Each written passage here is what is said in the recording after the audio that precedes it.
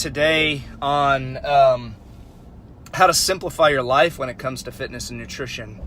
So what I want you guys to know is one thing that I see a lot of is that, I work with a lot of busy professionals and business owners. So we get so caught up in our busy lifestyle that it can often become overwhelming whenever you're trying to improve your health or work on your fitness goals.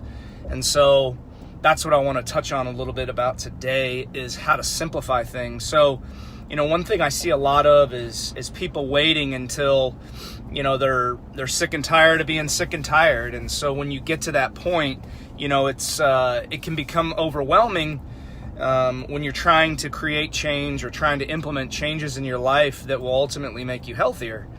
And so one thing I see frequently is people, trying to bounce around from one fad diet to the next and one fad workout to the next. And not that any workout is a fad workout, but maybe it's just that they don't stick with one workout plan consistently over the long term, so it's hard to see results. And so what I see with the fad diets is, some people will start on keto and then they'll go to Whole30 and then they'll go to paleo or whatever it may be, because they don't stick with something long enough to see results. And so what I want you to know is that nobody gains weight overnight and no one's going to lose weight overnight. And so I encourage you to slow down. That's the number one tip that I have for you. Slow down, and as elementary as that sounds, it's so true, and it can be so impactful in your own life. And so you need to take credit for your small victories. And that's another thing that I see a lot of people doing is, oftentimes because we have our eyes focused on the main prize, which is usually, a large weight loss. So 50 or, 40, 50, 80 pound weight loss.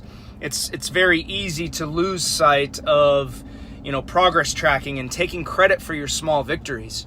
So, in life, one of the biggest or one of the most powerful things in life is building momentum. And that doesn't matter whether it's your health, your health or fitness, your business, your relationships. When you build momentum, it helps you gain confidence, and it helps you, have the ability to continue with that momentum moving forward and really start to see max progress. And so, but when I hear a lot of people say, well, I only lost 1 pound this week, or I only lost 2 pounds.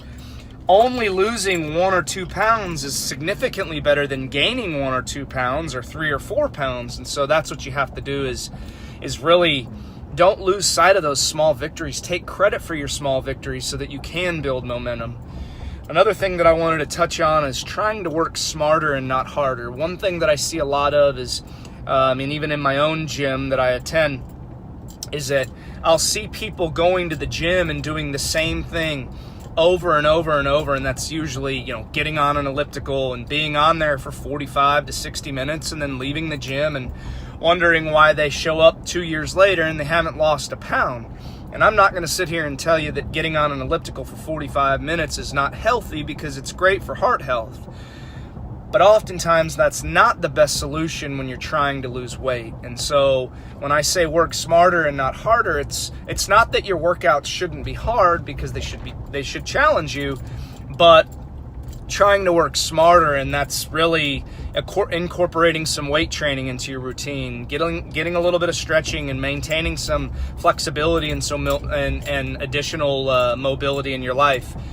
These things all add up to the big picture, but one thing that I'm really big on is avoiding long cardio. To be quite honest with you, I focus mostly on the weight room, and my goals aren't even to bulk up. My goals are to continue to stay strong. I'm almost 40 and I'm in the best shape of my life.